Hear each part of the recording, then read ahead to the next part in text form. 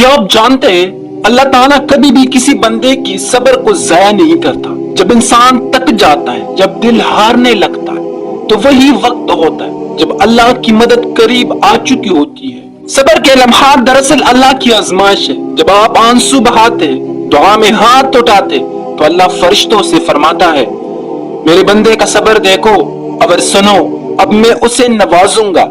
याद रखे, अल्लाह के खजानों में कमी नहीं, बस थोड़ा सबर इंतजार, थोड़ा सबर और फिर इनाम ऐसा मिलेगा कि आप सोच भी नहीं सकते। तो मेरे दोस्त, अगर तुम्हारे सबर का वक्त खत्म हो रहा है तो समझ लो कि अल्लाह का इनाम करीब है।